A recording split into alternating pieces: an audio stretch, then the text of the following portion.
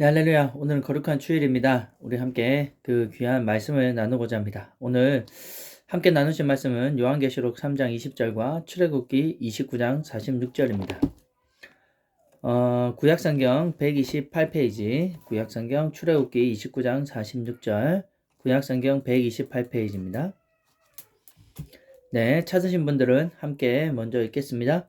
그들은 내가 그들의 하나님 여호와로서 그들 중에 거하려고 그들을 애굽 땅에서 인도하여 낸 줄을 알리라. 나는 그들의 하나님 여호와니라.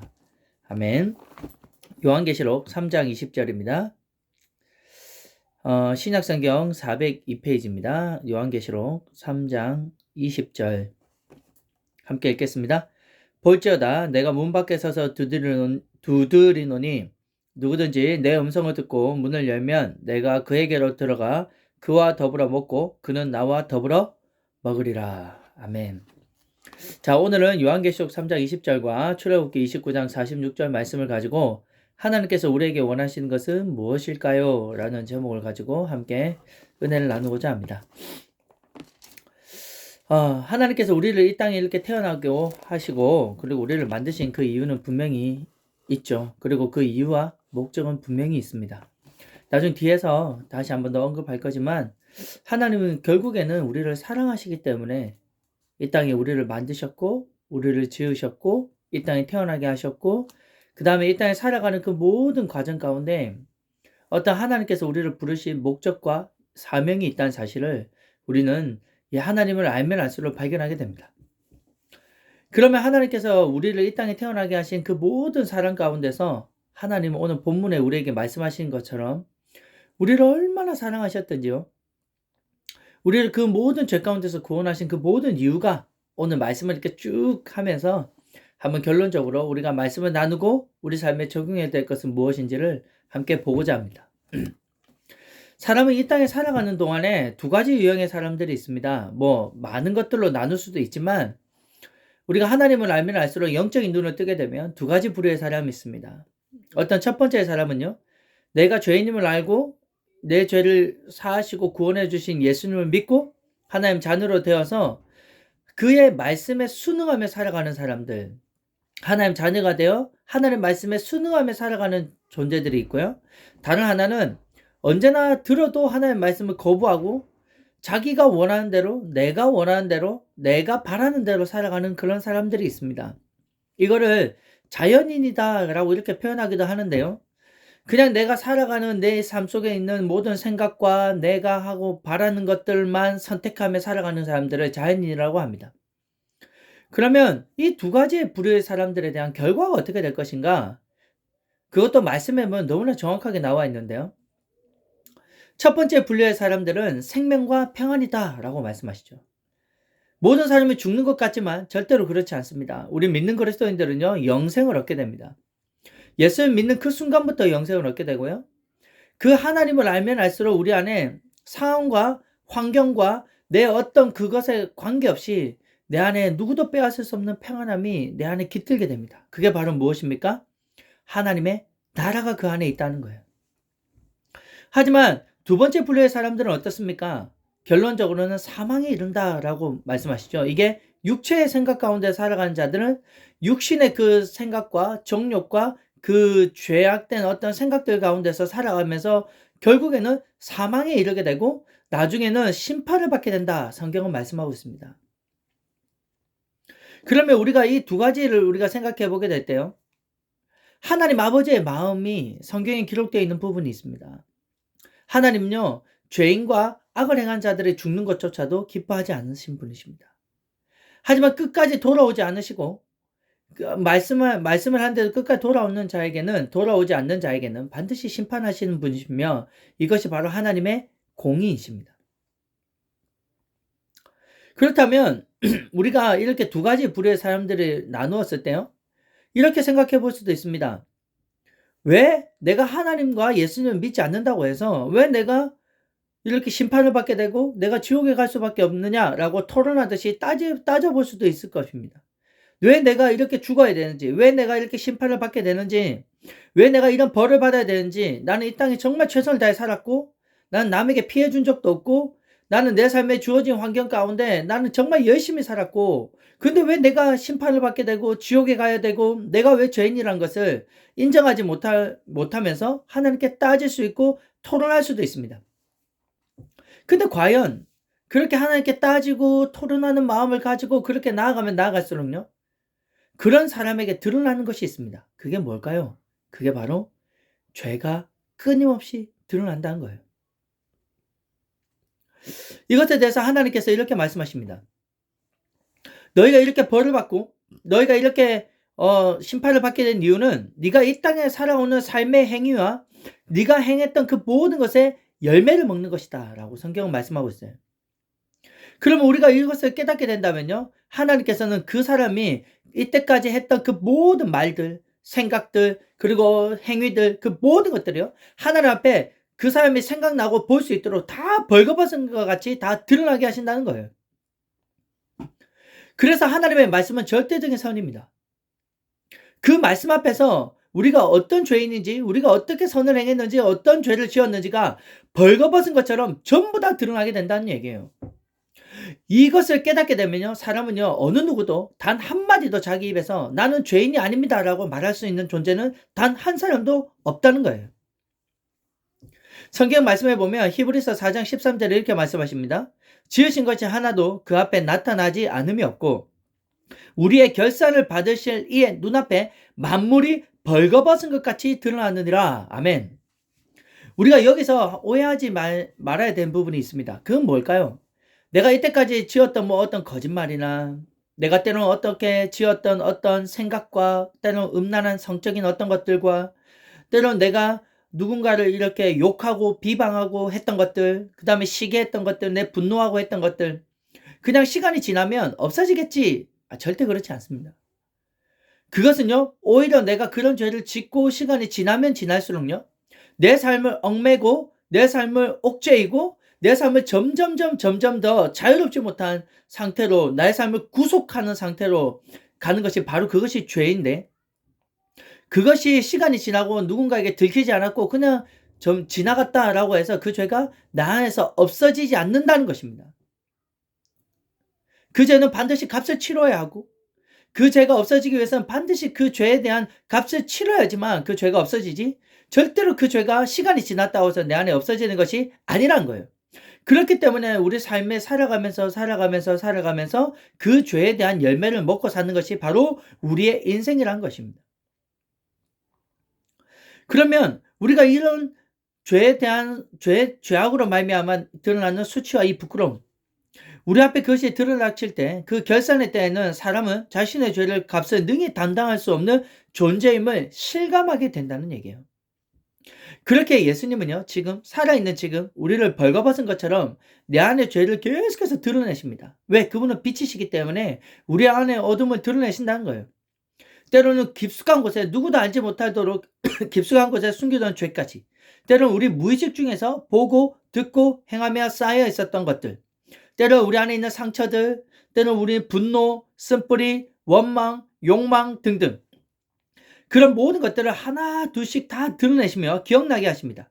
그리고 그 죄를 우리가 자백하게 하시고 그 죄를 주님 앞에 인정하게 할 때 놀라운 은혜를 받게 되는데요, 그것이 바로 뭐냐면 내가 이때까지 지었던 그 죄보다도 더 크신 용서의 사랑으로 우리를 씻으시고 덮으신다는 사실이에요. 그 누구도 나의 이 죄를 보면요, 사랑할 수 있는 사람은 없습니다. 내 이 더럽고 수치스럽고 추하고 이 죄인인 내 안에 일어나는 이 모든 죄를 알고서도 나를 사랑해 줄 수 있는 존재는 이 땅에 단 한 사람도 없다는 얘기예요. 하지만 이 죄인을 정말로 사랑하셔서 내가 받아야 될 수치와 부끄러움과 죄에 대한 저주와 그런 어떤 심판까지도 예수님은 내 죄를 대신해서 십자가 달려 죽으시고 나를 대속하시고 속하여 주셔서 그 크신 사랑으로 우리를 덮으신다는 사실을 믿으시기 바랍니다. 이것이 바로 하나님의 은혜입니다. 이 은혜는 값없이 믿는 자들에게 주시지만요, 하나님의 입장에서 보면 이미 그 모든 값을 치르시고 하나님께서 우리를 그의 자녀로 사셨다는 얘기예요. 값을 치르시고 우리를 사셨다는 얘기입니다. 핏값을 치르시고 사셨다는 얘기예요. 그러면 우리 한 사람 한 사람의 존재의 가치가 얼마나 정말 귀하고 존귀한지를 알게 됩니다. 하나님은 그렇게 하지 않으셔도 될 하나님께서 우리를 너무나 사랑하셔서 그를 떠나고 하나님을 떠나고 하나님을 버렸던 그 죄인된 인간들을 대신해서 하나님께서 이 땅에 오시고 사람의 모양으로 이 땅에 낮고 낮은 곳으로 오셔서 죄가 없으신 그분이 죄가 있는 그 몸이 되셔서 정말 우리 죄를 대신해서 지셔서 전가하셔서 그 십자가 달려 죽으실 것까지 죽으시는 그 고통과 참혹한 형벌을 받으신 것은 바로 우리를 그 모든 죄로부터 구원하시고 속박에서부터 자유케 하시기 위한 하나님의 놀라운 은혜이며 사랑이라는 사실이에요. 우리가 이 사실을 깨닫게 된다면 예수님을 믿고 따라가는 그 자체는요, 얼마나 귀한지 모릅니다. 그럼 왜 하나님께서는 하나님 입장에서 그렇게 모든 것들을 우리에게 내어주신 그 이유가 무엇일까요? 그 목적이 무엇일까요? 그것은 복잡한 것도 아닙니다. 그건 너무나 어려운 것도 아니에요. 오늘 본문 말씀해 보면 너무나 정확하게 우리에게 말씀하고 있습니다. 우리가 읽었던 출애굽기 29장 46절 다시 한 번 더 읽겠습니다. 시작.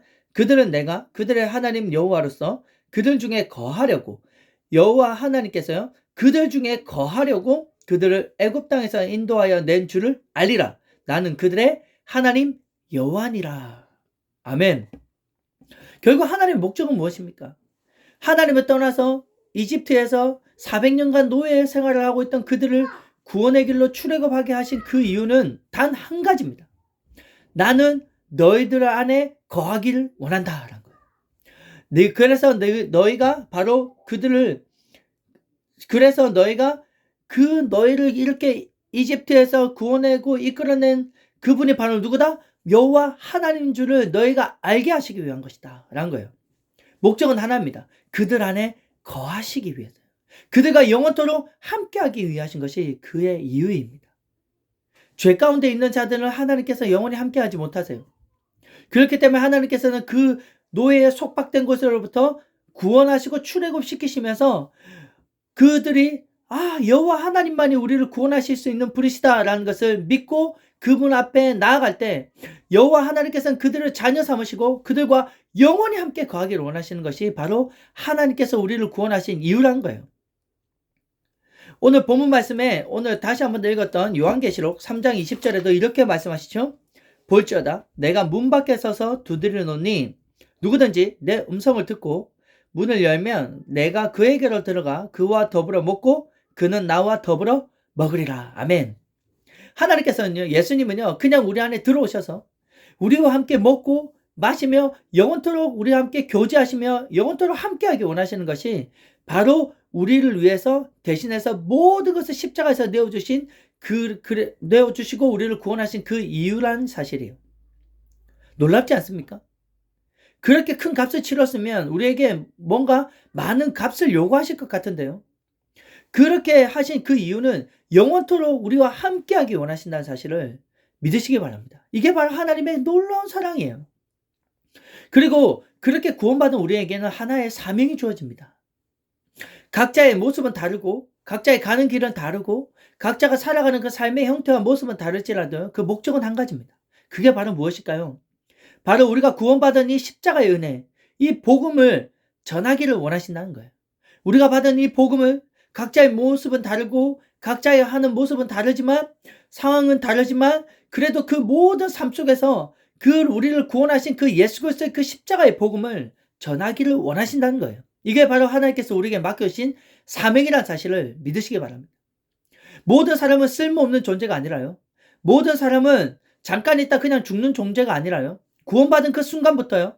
우리에게는 주어진 사명이 주어지고 그 사명을 우리가 깊이 알면 알수록요. 우리를 위해서 핏값으로 우리를 사셨던 그 하나님의 사랑을 알면 알수록 이제는 이 땅에 내가 가지고 있는 모든 것을 버리고 포기하고 내 생명까지도 포기할 수 있는 그 놀라운 그 깊은 사랑을 깨닫게 될 때요. 우리는 이 사명의 깊이까지도 점점 더 깊이 들어갈 수 있고 그게 따른 하나님의 주시는 그 놀라운 상과 하나님의 그 영광을 볼 수 있는 눈이 점점 띄어지게 된다는 사실이에요. 그래서 이 땅에 태어난 모든 사람들은요. 단 한 사람도 그냥 태어난 사람이 없으며 단 한 사람도 그냥 쓸모없게 살아가다가 없어지는 인생이 아니며 그냥 왔다가 한 줌의 죄로 없어지는 인생이 아니라 우리가 예수 그리스도를 알고 그분을 믿고 구원을 받아 영생의 삶을 누릴 뿐만 아니라 이 땅에서 그 하나님과 영원토록 함께하며 그 우리에게 주신 그 은혜, 십자가의 그 복음을 증거하며 죽어가는 영혼들을 살리고자 하는 그 사명 가운데 우리를 부르시고 그리고 그 영광을 우리에게 보여주시고 놀라운 상급을 우리에게 주시는 분이시라는 사실을 우리가 믿고 따라가게 하신다는 얘기예요. 하나님께서는 이와 같은 일, 선물을 우리에게 그런데 절대로 억지로 하지 않습니다. 억지로 우리 안에 그냥 들어오시고 파고 들어오시는 분도 아니세요. 그 하나님은 끝까지 기다리십니다.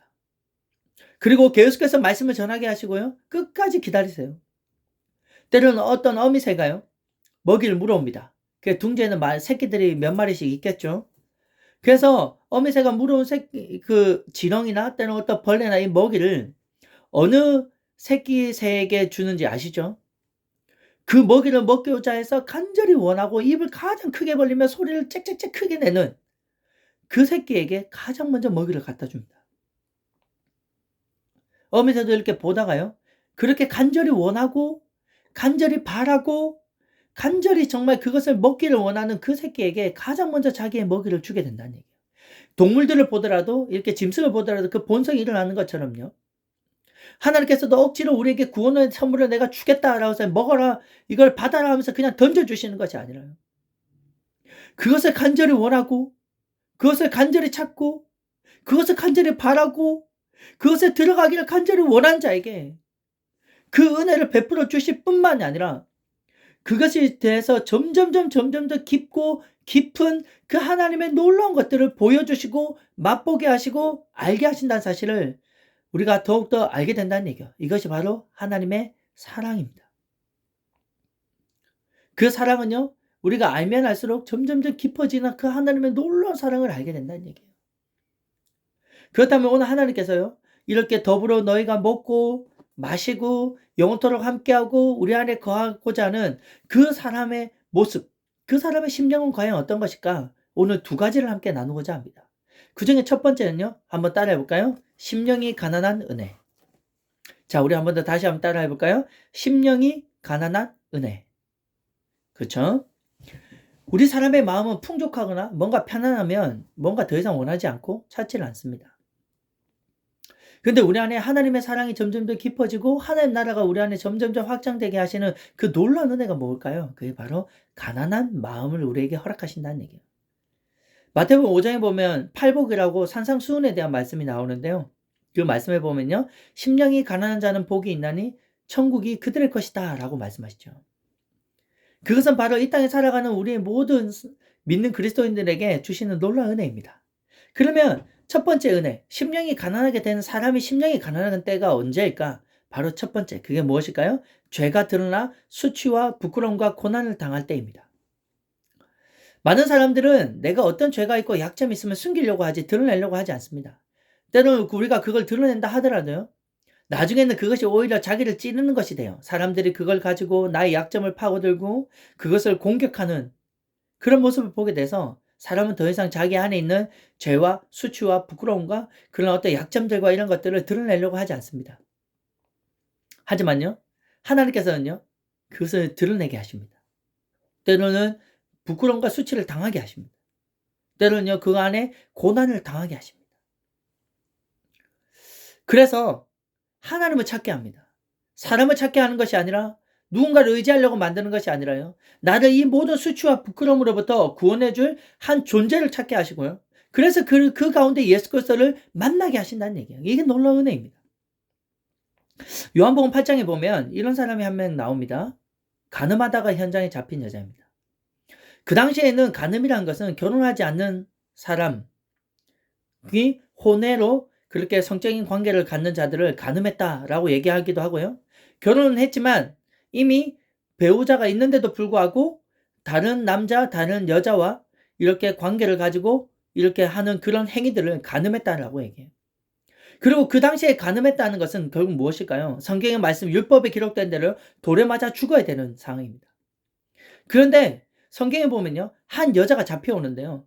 그것도 얼마나 수치와 부끄러움 가운데 있었던지 간음하는 현장, 그 현장에서 잡힌 거예요. 우리가 때로는 보면 불륜을 저지르다가 현장에 잡혔을 때 얼마나 부끄럽고 수치스럽습니까?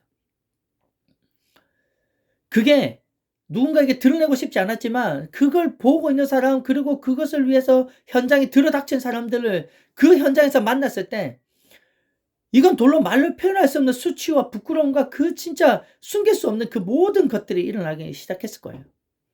그리고 이 여자는 잡혔습니다. 현장에서 발각이 됐어요. 그렇다면 이 여자는 죽어야 됩니다. 돌에 맞아 죽어야 되는데요. 놀라운 것은 그 현장에 잡힌 그 여자를 예수님께 데려옵니다. 이 사람들이. 왜냐하면 그 현장에서 잡힌 그 여자가 중요한 게 아니라요. 자기들의 그 당시에 대제사장들과 장로들과 서기관들과 바리새인들은 예수 그리스도를 이단이라 생각했고 그 예수님을 죽이고자 하는 마음이 있었기 때문에 그 여자를 예수님께 데려온 거죠.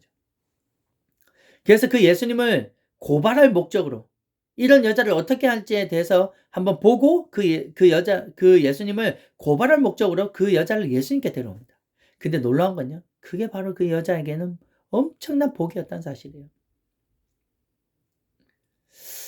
예수님께 이렇게 사람들이 질문합니다. 현장에다 간음하다 잡혔던 이 여자를 당신은 어떻게 하겠습니까?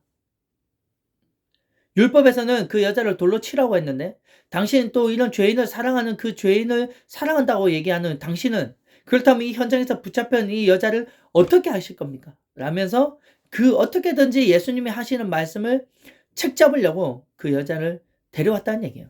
근데 예수님께서 그 당시에 바로 말씀하지 않으십니다. 땅에 엎드려서요. 땅에 뭔가를 쓰시고 다시 일어서시더니 딱 한마디 하십니다. 이곳에서 죄 없는 자가 먼저 돌로 치라. 이곳에 죄 없는 자가 먼저 돌로 치라. 라고요. 수많은 군중들이 모였었습니다. 손에 다 돌을 들고 있었어요. 율법으로 그 여자를 돌로 쳐 죽이려고 기다리고 있었다는 겁니다. 근데 예수님께서는 다른 말씀 단 한마디도 하지 않으시고요. 이곳에 죄 없는 자가 먼저 돌로 치라라고 말씀하신 거예요. 근데 이 한 말씀이 얼마나 강력했던지 어린애서부터 청년들까지 한 사람 한 사람씩 양심의 가책을 느끼며 그 자리를 떠나갔습니다. 그 여자는 예수님의 그 앞에서 벌벌벌 떨며 고개조차 들고 있지 못한 그런 엄청난 두려움과 수치와 부끄러움 가운데 있었던 그 여자는요. 예수님께서 하시는 그 말씀을 들었을 겁니다. 그리고 예수님 다시 엎드려서 땅에 무언가 쓰셨어요. 그리고 그 여자를 부르십니다. 그리고 한마디 하십니다. 너를 정죄하는 사람들이 여기 있느냐. 그 여자가 주위를 둘러봅니다. 그렇게 많던 사람들이 돌로 치려고 모였던 사람들이 한 명도 보이지 않는 거예요. 얼마나 놀랐을까요? 그 자리는 아마 그들이 갖고 왔던 돌만 있었을 겁니다. 그러면서 예수님께서 또다시 그 여자에게 말씀하십니다. 나도 너를 정죄하지 아니하노니 다시는 죄를 범하지 말라. 예수님께서 한마디 하십니다.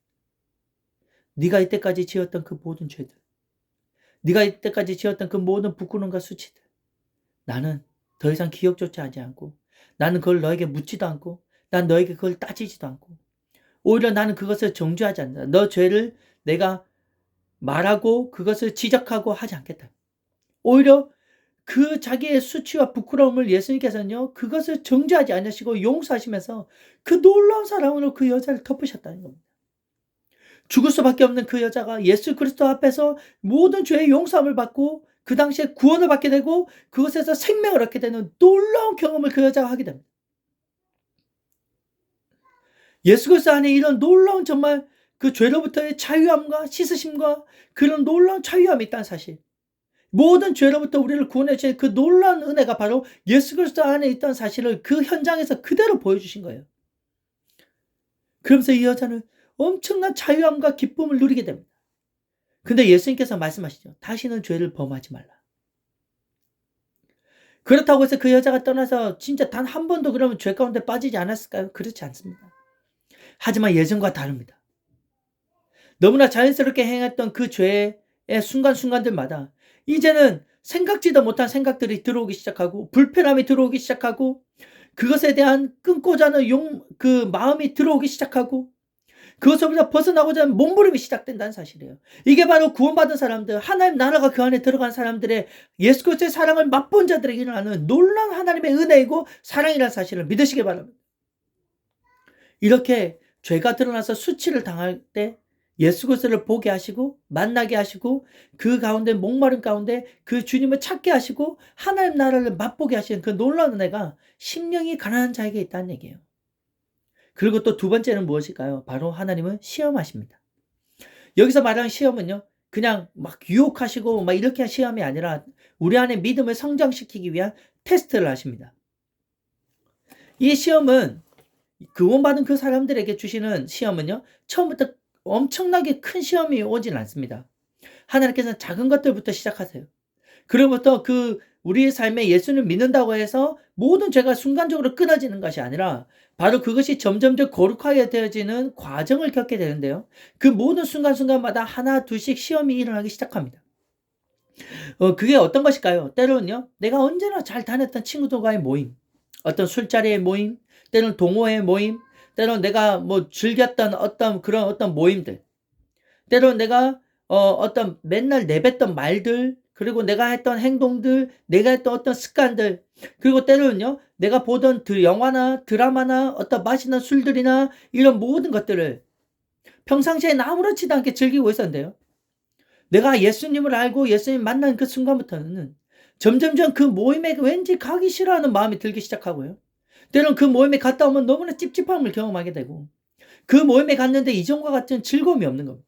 재미도 없습니다. 그들이 나누는 대화가 아무런 가치가 없게 느껴지는 거예요. 그러면서 생각하죠. 예전에 왜 내가 이걸 좋아했을까? 때로는 내가 영화를 보거나 때로는 드라마를 보고 이렇게 가만히 있으면 때로는 이런 생각이 듭니다. 내가 지금 뭐 하고 있는 거지? 이 드라마나 영화의 내용들이 그렇게 좋지도 않은데도 그것을 보고 있는 자기 자신에 대한 때로는 이 뭔가 갈등이 일어나기 시작한다는 얘기예요. 때로는 내가 어떤 말을 내뱉거나 때로는 평소에 하던 욕설을 내뱉거나 때로는 내가 어떤 행동들을 할 때 내가 그전에는 아무렇지도 않게 했지만 계속해서 마음의 갈등과 불편함이 일어나기 시작한다는 거예요. 이게 바로 하나님께서 우리 안에 점점점 이제 거룩하게 되어지는 테스트를 하기 시작한다는 겁니다. 구원받은 사람들 마음 안에 이미 하나님의 나라 선한 것이 들어왔기 때문에 이전에는 그게 죄라는 것을 깨닫지 못하고 더럽다는 것을 깨닫지 못했지만 하나님 나라가 우리 안에 들어오고 나서부터는요, 그것이 더럽게 되고 추한 것이라는 것을 점점점 분별할 수 있는 눈이 떠지기 시작한다는 거예요. 그래서 불편한 겁니다. 그래서 내 마음에 갈등이 일어나기 시작한다는 거예요. 그 당시 술을 먹을 때 그렇게 달았던 술이 더 이상 먹고 싶지 않은 쓴맛이 나기 시작한다는 얘기예요. 이와 같은 변화가 일어나기 시작하면서 점점점 내 삶에 끊어지기 시작하는 겁니다.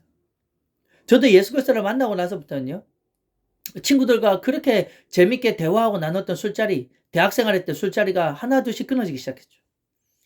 술을 마시는 자리에 가더라도요, 술을 절대 입에 대지 않게 되더라고요. 그냥 사이다 마시고 그냥 안주만 좀 먹고, 그 당시 기도 모임이 있었기 때문에 모임에 잠깐 참석했다가 그대로 기도 모임 하러 가는 그 마음의 기쁨이 이루 말할 수가 없었습니다. 그리고 나서부터 친구들과 게임하러 다녔던 PC방도 끊어지게 되고요. 노래 부르면서 다녔던 노래방도 끊어지기 시작하고요. 내 삶에서 유흥이라고 즐겼던 그 모든 사람들이 내 삶에서 끊어지기 시작하더니 이젠 예배드리고 기도하고 봉사활동하는 것이 너무나 즐거운 거예요. 공부하는 것도 즐겁고. 돈을 쓰는 유흥이나 이런 데 돈을 쓰는 것이 너무나 아깝고 가치 없게 느껴지는 거예요. 그곳에서 했던 대화들이 너무나 가치가 없는 거예요. 그러면서 하나님께서 점점점 거룩하게 하시더라고요. 내가 끊고 싶어 끊은 것이 아닙니다. 끊어지게 하신 것이지 내가 끊고자 해서 끊어진 것이 아니라는 거예요. 이게 바로 하나님께서 우리에게 베풀으신 놀라운 하나님의 은혜라는 사실입니다. 근데 때로는요, 잘 되어지지 않을 때가 있어요. 그럴 때는 하나님께서요, 그 불편한 마음 가운데 그것을 벗어나고 싶고 끊고 싶고 버리고 싶고 포기하고 싶어하는 마음 가운데요, 기도하게 하십니다. 자기도 모르게요, 하나님 도와주세요. 하나님 지켜주세요. 이것으로부터 끊어지게 해주세요. 이것으로부터 포기하게 해주세요. 이것으로부터 돌아서게 해주세요. 라는 기도가 자기도 모르게 입술에서 나오기 시작한다는 거예요. 근데 놀라운 것은 무엇인지 아시죠? 그런 기도가 응답되기 시작한다는 얘기. 내가 그때 잠깐 신음처럼 그냥 읊조리듯이 때로는 조용하게 말했던 그 모든 기도의 제목들이요, 하나 둘씩 응답되어지는 놀라운 기적을 경험하게 됩니다. 그러면서 하나님을 알아가는 기쁨으로 충만하게 해주시고요, 기도 응답의 기쁨으로 충만하게 하시고요, 그래서 하나님을 점점점 알아가면 알아갈수록 내 삶에 점점점 그 당시에는 버려야지, 포기해야지 하면서 몸부림쳤던 것들이 너무나 자연스럽게 버려지게 되고 포기하게 되는 그 놀라운 은혜를 경험하기 시작한다는 거예요. 그래서 내 삶에 내 환경과 내 주위의 변화를 경험하게 되는 놀라운 은혜가 있다는 사실. 그곳에 하나님 나라가 임하게 하신다는 얘기예요. 이것을 맛보면 맛볼수록요, 하나님은 점점점 이제 그에게 믿음을 점점점 성장시키십니다. 그러면서 그곳에서 하나님께서 만난 흔적을 남기시죠.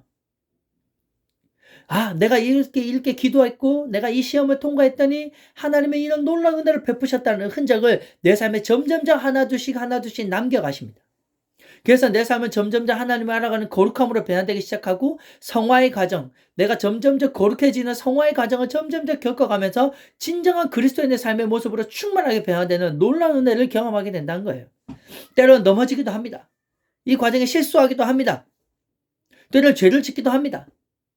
하지만 이전과 같이요, 사탄 마귀가 주는 그 정죄와 그런 어떤 나를 속박하고 억누르고 나를 불평하게 만들고 원망하게 만드는 그 죄에서 벗어나서 그 모든 죄의 기도 제목을 다 가지고 예수 그리스도 앞에 다시금 기도할 때요, 다시 예수 그리스도의 그분의 십자가의 보혈의 능력으로 우리를 다 완전히 그 죄로부터 정결하게 해주시고 깨끗하게 하시고 기억조차 하지 않으시며 우리를 회복시키시는 그 놀라운 은혜 또한 경험하게 하신다는 얘기예요.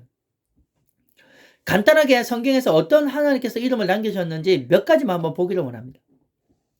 아브라함이 100세 때 얻은 아들 이삭, 하나님은요 그 아들을 모리아산으로 가서 그곳에서 제단에 그 아들을 올려놓고 그것을 제물로 바치기 원하셨어요. 아브라함은 순종했습니다. 그리고 이삭을 그 제단 위에 올려놨어요. 그리고 칼로 내리치려는 순간 천사가 얘기합니다. 아브라함아 그 네 독자에게 손을 대지 말라고요. 네가 이제 하나님을 정말 사랑하고 경외한지 내가 이제 알았다 라고 말씀하시죠. 그러면 그 당시에 아무것도 하나님 앞에 드릴 재물을 가지고 하지 않았는데 고개를 들어보니 옆에 양이 한 마리가 있는 겁니다. 그것을 잡아서 어떻게 합니까?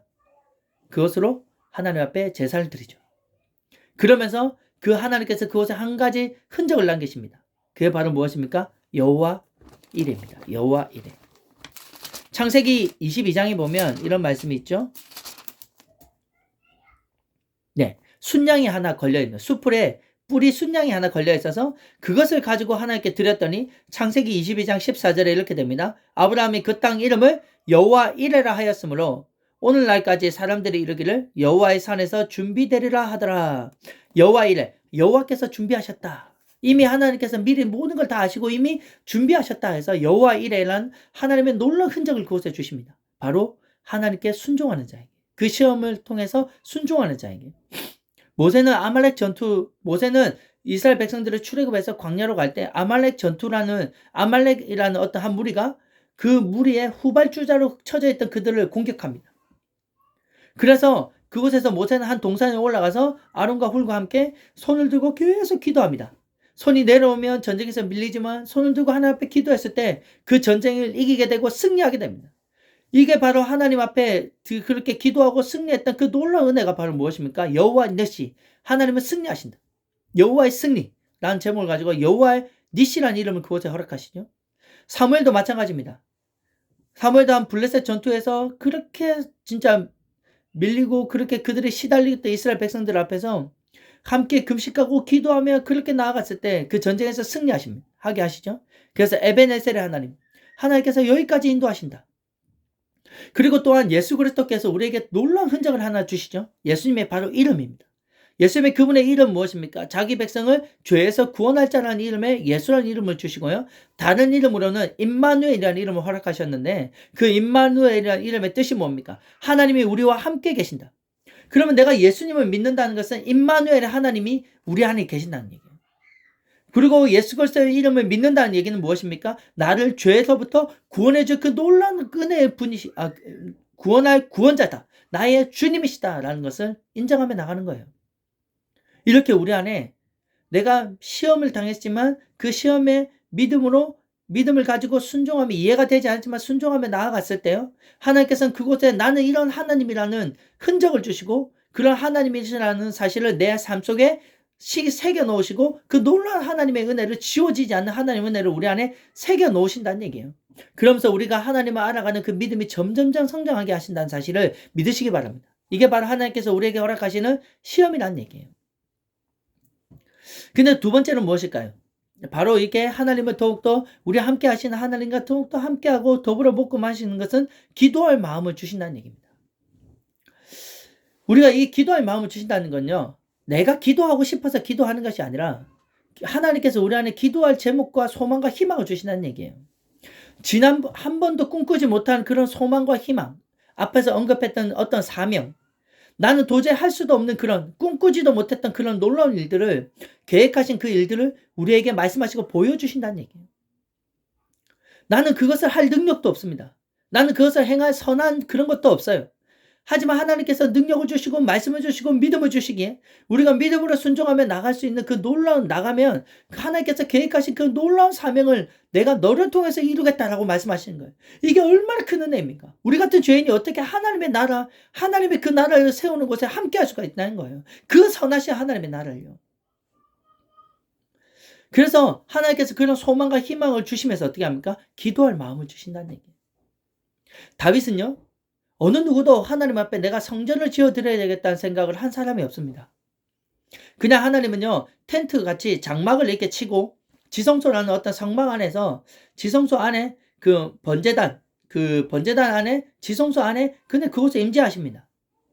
그래서 움직일 때는 그 텐트를 다시 싸고 제사장들이 그걸 들고 이렇게 이동하고 다시 텐트를 치고 해서 하나님 그곳에 거하시고 임재하셨어요. 근데 놀라운 사실은요, 어느 누구도 그런 생각을 하지 못했지만 하나님 앞에 성전을 지어드리고자 하는 마음이 생겼습니다. 다윗에게. 그래서 하나님께서는요, 그 다윗에게 엄청난 복을 예비하십니다. 말로 표현할 수 없는 복을 약속하세요. 너로부터 영원한 왕위가 끊어지지 않겠다라고 말씀하시며 너에게 이런 복을 주겠다라고 계속해서 말씀하시는 엄청난 약속을 하십니다. 그때 다윗은요, 도저히 감당할 수 없는 그 복에 대한 말씀을 하시면서 하나님께서 그것을 가지고 어떻게 합니까? 기도할 마음을 주시는 거예요. 하나님, 내가 무엇이 간데 나에게 이런 은혜를 주십니까? 내가 무엇이 간데 이런 복을 나에게 허락하십니까? 하면서 기도할 마음을 주시며 하나님께서 주신 그 놀라운 일들이 일어나기 원하고 그것이 하기 원하는 간절한 기도가 하나님 앞에 올려지기 시작한다는 얘기예요. 우리도 마찬가지입니다. 우리에게도 하나님을 만나고 나서 우리에게 주신 그 목적과 사명을 알게 되면요, 우리에게 기도할 마음의 기쁨과 희망과 소망을 주시는 거예요. 아멘. 도저히 꿈꾸지 못했던 것들이 꿈꾸게 되고 도저히 할 수 없는 것들을 할 수 있는 능력과 힘과 지혜와 능력을 주시는 것을 우리가 볼 때 우리는 그것을 위해서 간절히 기도할 수밖에 없는 마음을 허락하신다는 얘기예요. 그래서 우리는 그렇게 믿음으로 그 과정을 이겨나가면서 승리하게 하십니다. 물론 우리가 그 믿음으로 그 과정을 갈 때요, 좋은 일만 있을까요? 그렇지 않아요. 꽃길만 있을까요? 요즘에 자녀들에게 내가 너를 꽃길만 걷게 해줄게. 아니요, 하나님 그런 방법 쓰지 않습니다. 그 가운데 가면 갈수록 때로는 어려움과 때로는 어떤 시험을 만나게 됩니다. 그때요, 또다시 무릎 꿇고 기도하게 하시고요, 하나님의 그 언약의 약속, 말씀을 생각나게 하시고 그 소망과 희망을 주셨던 그때가 생각나게 하시면서 다시 그 힘을 주시고 은혜를 주시고 베풀게 하셔서 그것을 이기고 승리하며 돌파하게 하시는 그 놀라운 은혜를 베푸신다는 얘기예요.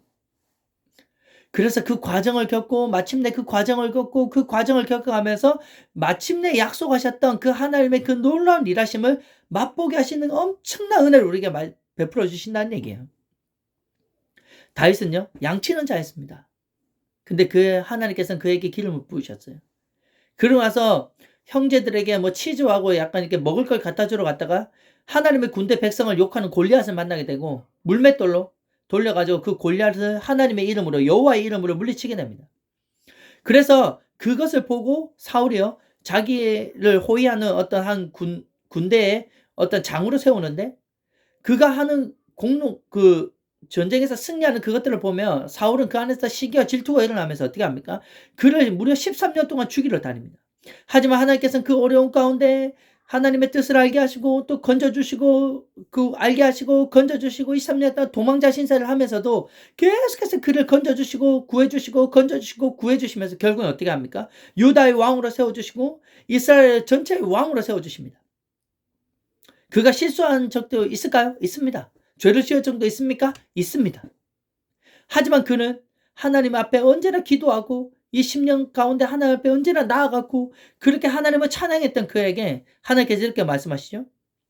내가 다윗을 통해서는 내가 이루고자 하는 모든 것을 다 이루었다. 성경이 이렇게 기록하고 있습니다. 멸시받는 자, 낮은 자, 천한 자, 없는 자 그들을 택하여서요. 하나님의 구원을 주시고 하나님의 놀라운 은혜를 베푸시고 하나님의 능력을 주셔서 어떻게 합니까? 이 땅에서 내가 있다, 부하다라는 자, 내가 이 땅에 높다라는 자, 내가 정말 지혜롭다는 자, 내가 이 땅에서 존귀함을 받는 자다라고 하는 그 자들을 부끄럽게 하시기 위한 것이 하나님이시란 거예요. 그래서 어떻게 합니까? 자기 육체로 이 땅에서 자랑하지 못하게 한다는 거예요. 나가 이런 자다. 자기를 높이고 자기를 자랑하지 못하게 하는 거예요. 자기 입을 틀어막게 하는 겁니다. 이게 바로 하나님의 방법입니다. 멸시받은 자, 천한 자. 다윗은 어떤 자였습니까? 정말 양치는 자, 그 아버지조차도 그를 돌보지 않을 정도의 너무나도 정말 자는데도 불구하고 완전히 버린 것 같은 정말 그렇게 정말 관심도 없었던 그 자를 하나님께 세우셔서 하나님께서 왕으로 세우실 때 다윗은 이렇게 고백하죠. 내가 무엇이간데 하나님께서 나에게 이런 은혜를 베푸시고 내가 무엇이간데 나를 이렇게 돌보시나이까. 그렇게 이렇게 고백합니다. 여호와는 나의 목자시니 내게 부족함이 없으리로다. 나를 푸른 풀밭으로 인도하시고 푸른 초장으로 인도하신다. 나를 신만한 물가로 인도하시고 나를 푸른 초장으로 인도하신다니. 내가 사망의 음침한 골짜기에 빠지더라도 내가 어떤 그곳에 해를 받지 않는 것은 여호와께서 나를 지키시고 보호하신다는 얘기.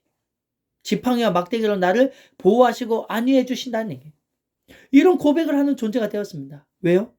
그냥 하나님의 그 사랑을 알고 그분을 믿고 그분을 받아들이고 그 말씀에 순응하며 따라갔더니 하나님께서 이런 놀라운 은혜를 베푸셨다는 거예요. 그 천한 자에게, 그 멸시받는 자에게, 아무것도 없는 자에게 하나님께서 이렇게 놀랍게 세워주시고 높여주셨다는 얘기예요. 그분의 영광을 드러내게 하셨다는 것입니다. 바로 하나님께서 우리를 지금 현재 이렇게 부르시는 이유입니다. 우리에게 이 복음의 능력을 계속 말씀하시고 죄에 대해서 말씀하시며 그것으로부터 돌아서서 하나님 앞에 돌아올 때 어떤 은혜를 베푸시고 삶에 어떤 변화를 주시는지 말씀을 계속 나누게 하시는 그 이유는 무엇일까요? 너희가 나에게 돌아와서 나를 믿고 구원을 받는 그 순간 어떻게 합니까? 하나님께서 영원히 함께 거하시는 존재가 되며 이 땅 가운데 내가 너를 높여주겠다. 이 땅 가운데 내가 너를 사용하겠다. 내가 이 땅 가운데 네가 만난 그 하나님의 나라, 네가 알고 있는 그 하나님의 나라, 네가 아는 그 영원한 하나님의 나라에 대해서 모르는 자들에게 전하게 되고 통로가 되고 그 하나님의 영광을 드러내는 내가 통로로 너를 사용하겠다라고 말씀하신 거예요. 그래서 내가 너를 높여주겠다라고 말씀하십니다. 사랑하는 우리 한걸음교회 성도 여러분, 정말 사랑하는 우리 한걸음교회 성도 여러분, 저도 아무것도 없는 자이고 정말 우리 존재 자체도 너무나 부족한 자들이고 누군가에 자랑할 것도 없는 자들입니다. 근데 하나님께서 우리를 부르셨습니다. 영원토록 우리와 함께 하시고 영원토록 거하며 영생의 생명을 주시며 그 하나님 나라에서 영원토록 그 하나님과 먹고 마시게 하시기 위해서 우리를 부르셨다는 얘기예요. 그래서 때는 우리 안에 있는 죄의 수치를 드러내게 하시고요. 때는 그에 대한 부끄러움을 당하게 하시고 때는 그 죄 때문에 우리가 때로는 엄청난 고난을 겪게도 하십니다. 하지만 하나님께서는 그것으로부터 어떻게 해요? 예수 그리스도를 알게 하시고 그분을 만나게 하시는 그 통로로 그것을 사용하신다는 얘기예요. 그래서 그 하나님께서 우리를 정죄하지 아니하시고 우리를 그걸 따지지도 않게 하고 거절하지도 않으시는 그 놀라운 그 하나님의 사랑을 덮여질 때, 그 은혜를 덮여질 때, 이 구원의 은혜를 맛보게 될 때 진짜 그 하나님의 사랑에 감격하며 나갈 수밖에 없는 거예요. 하나님을 사랑하기 때문에 우리는 또 어떻게 해요? 부르신 그 목적에 따라, 사랑하는 그분에 따라, 내 안에 이렇게 영원토록 함께 하시는 그분의 말씀에 따라 우리가 점점점 순응하며 따라갈 수 있는 놀라운 은혜 가운데서 하나님은 그 영광을 드러내시고 또한 이 땅에서 우리를 높여주신다는 사실, 그 놀라운 은혜를 주시는 그 하나님이시라는 사실, 예수 그리스도라는 사실을 믿으시기 바랍니다. 오늘 그분이 지금 우리와 함께 하십니다. 예배드리는 이곳에 함께 하십니다. 오늘 우리가 그분에 반응하고 순응하며 나아가시는 복된 여러분과 제가 되기를 소망합니다. 오늘도 말씀 가운데, 기도 가운데 우리가 나아가시는 복된 여러분과 제가 되기를 원합니다. 함께 기도하겠습니다. 사랑의 하나님 감사합니다. 오늘 또 우리가 하나님의 우리를 이렇게 이 땅에 부르신 이유와 목적을 알게 감사합니다. 하나님은 다른 어떤 이유가 있는 것이 아니라 우리와 영원토록 함께 거하시기 위해서 우리 안에 있는 그 모든 죄를 드러내게 하십니다. 그리고 그래서 예수 그리스도 그분이 십자가 앞에 나가게 하십니다. 그 은혜와 그 사랑 앞에 나가게 하십니다. 내가 그것에 죽을 수밖에 없었고 그 죄에 대한 그 모든 저주와 속박과 그 모든 형벌을 받을 수밖에 없었던 저희지만 우리를 대신해서 한 죄가 없으신 그분이 죄가 있는 모습이 되어 우리를 대신해서 십자가 달려 죽으신 그 은혜를 생각하고 알게 하시고 만나게 하시는 그 놀라운 은혜 가운데서 우리를 구원하시는, 그래서 우리와 영원토록 함께 계신 그 하나님의 마음을 알게 하셨습니다. 그리고 또한 우리가 그 함께 하신 그 하나님과 함께 정말 그 예수 그리스도를 알지 못하는 자에게 복음을 전하게 하시고 그 영혼들을 또다시 하나님께로 돌아오게 하시는 것에 사명을 주셨다는 사실을 또한 알게 하셔서 감사합니다. 그래서 우리를 기도하게 하시고 때로는 시험하시지만 그것을 기도함으로 이기게 하시고 때로는 우리가 생각지도 못한 그 놀라운 소망과 희망을 주시며 그것 또한 기도할 마음을 주시고, 그래서 그 과정 가운데 또 기도하게 하시고 이기게 하시고 승리게 하시고 우리를 높여주시고 이 땅 가운데 우리를 드러내신 것은 하나님의 그 영광을 드러내게 하시는 그 놀라운 은혜라는 사실을 깨닫게 하신 주님, 너무나 고맙고 감사합니다. 내 삶에 주님을 따라가는 흔적이 남게 하여 주시옵소서. 여호와 이레, 여호와 니시, 에베네셀의 하나님, 그리고 임마누엘의 그 하나님께서 우리 함께 계신 그 흔적을 남겨주시고 이제는 그 여호와 하나님을 날마다 찬양하며 찬송하며 오직 그 하나님 나라만 꿈꾸며 모든 것을 버리고 포기하고 내 생명조차도 조금도 귀한 것을 여기지 아니하고 오직 하나님 말씀에 순종하며 나갈 수 있는 복된 저의 삶이 될 수 있도록 우리를 성장시키고 자라게 하여 주시옵소서. 주님 그렇게 이루실 그 하나님을 기대하고 소망하며 예수님의 이름으로 기도하옵나이다. 아멘. 아멘.